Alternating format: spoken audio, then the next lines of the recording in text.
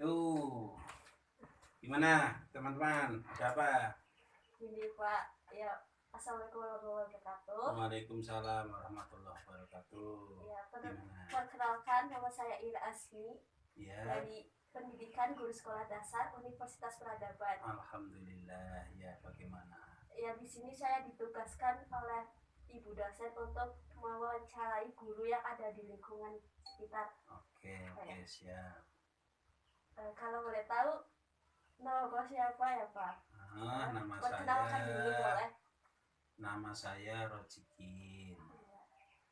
Saya guru SD, tepatnya di SD Manggis 1, Kecamatan Sirampok, Kabupaten Brebes. Saya mengajar SD kelas 4. Nah, itu saja yang saya kenalkan.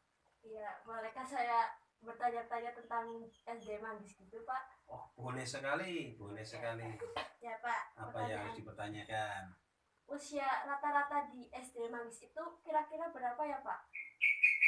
Kalau usia anak SD untuk masuk sekolah itu sebenarnya dari pemerintah itu menginginkan usia anak SD itu 7 tahun. Namun untuk harapan itu yang terjadi di masyarakat itu variasi.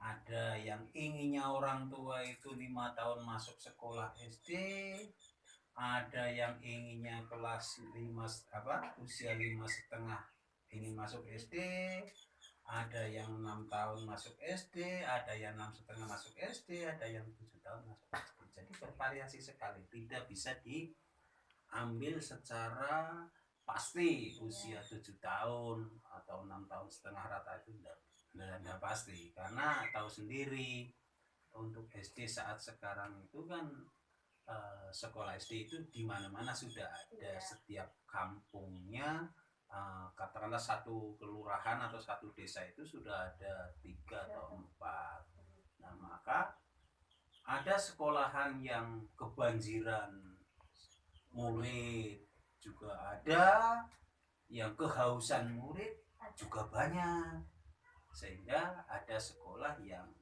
menerima siswa dari usia 5,5, 6 tahun, 6,5, bahkan 7 tahun. Itu jadi yang terjadi sebenarnya itu yaitu kalau yang monoton untuk satu usia misalkan 7 tahun nyaris jarang sekali. Iya Pak. Iya. Terus bagaimana sih cara Bapak mempersiapkan materi untuk KBM berlangsung? Oh, cara mengajar, mempersiapannya bagaimana? Ya, tentu saja ya materi yang dipersiapkan. Materi situ ada yang ya kalau sekarang kan kurikulumnya kurikulum dua Kurtilas ya, kurikulum tahun 2013 itu dengan menggunakan berbagai mata pelajaran kan. Nah, sehingga kita juga harus mempersiapkan segala hal, diantaranya materi yang berkaitan dengan silabusnya. Setelah melihat materi serta silabus, kita juga harus membuat rencana pembelajaran atau yang kita kenal dengan RPP. Ya, setelah RPP kita persiapkan buat. Nah, jangan lupa sebelum kita menyampaikan kepada siswa itu berarti kita harus mempersiapkan segala alat peraganya, medianya itu harus dipersiapkan.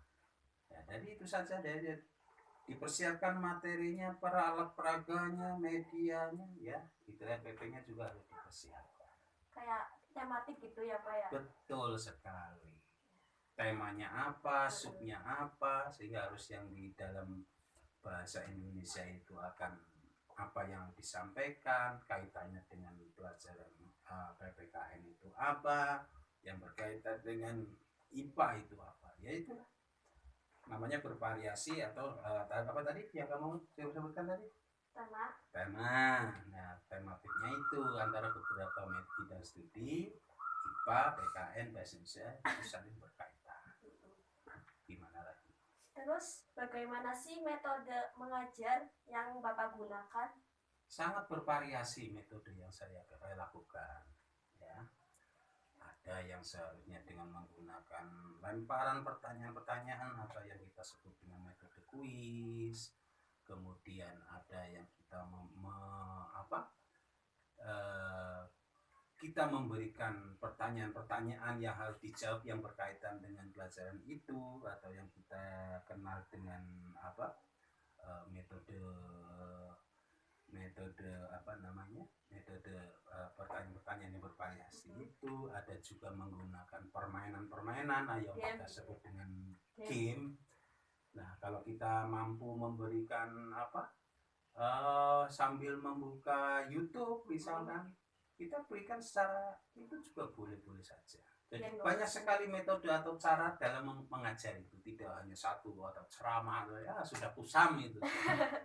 biar nggak bosan ya Pak ya? Ya tentunya siswa ya harapannya mampu mencerna apa yang saya sampaikan, kemudian dalam rangka menanti waktu itu juga anak supaya tidak bosan.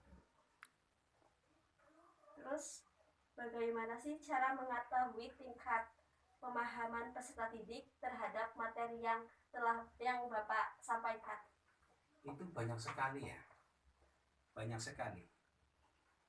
Ada beberapa cara yang harus dilakukan oleh guru untuk biar agar tahu siswa ini sudah menerima apa atau menyimpan apa yang saya berikan.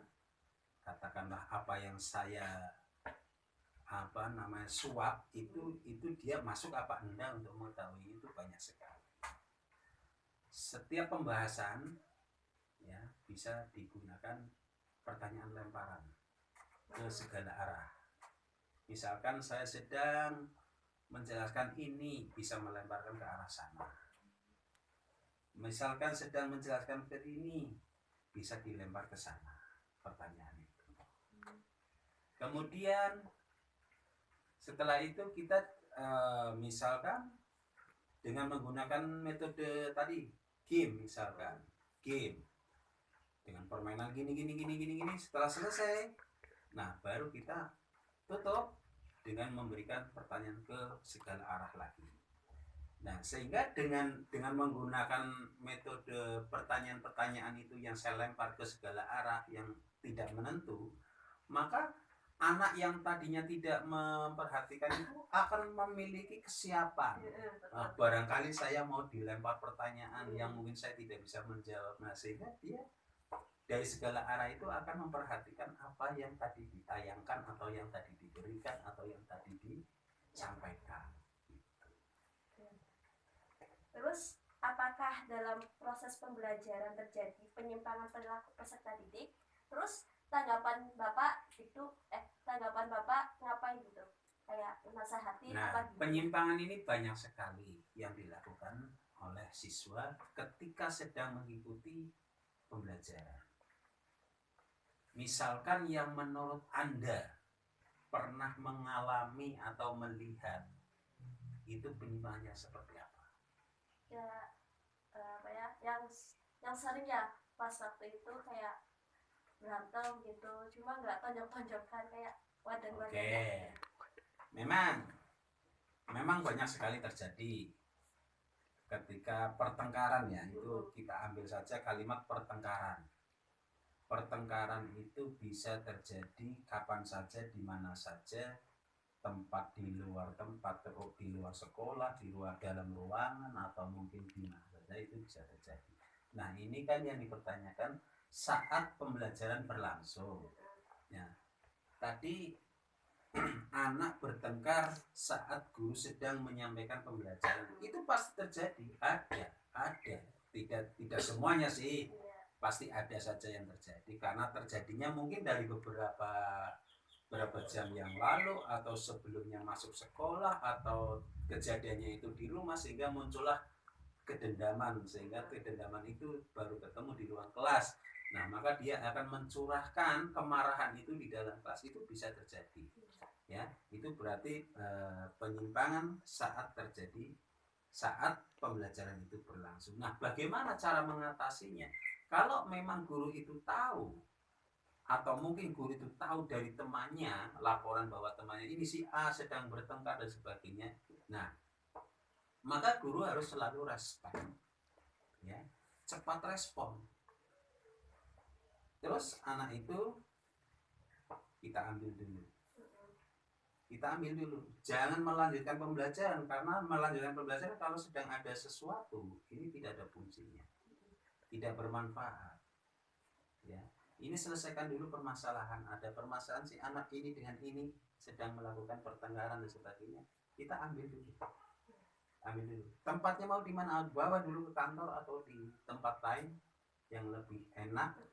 Satu, agar pelaksanaan perdamaian itu tidak dilihat oleh teman-temannya sehingga tidak menimbulkan down.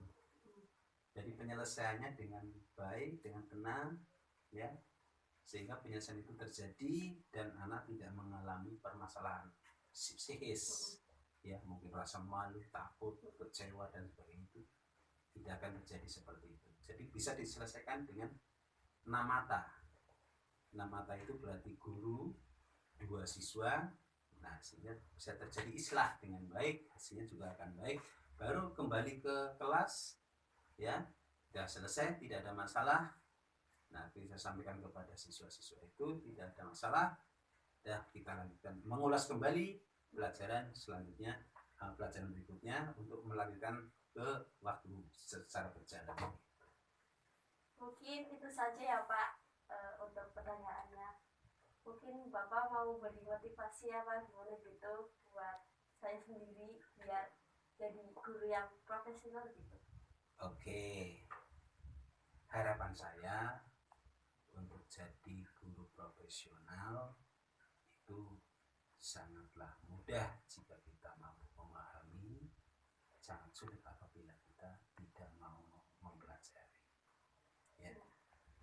Jadi yang penting ikuti petunjuk-petunjuk di dalam proses pembelajaran itu. Ada petunjuk-petunjuk dari silabus, dari RPP, dari materi, media dan sebagainya, itu dipahami aja semuanya. Ya, dipahami aja semuanya, itu dibaca. Apa yang harus saya lakukan di RPP itu petunjuk-petunjuknya ada. Ya, materi apa di situ sudah dipersiapkan.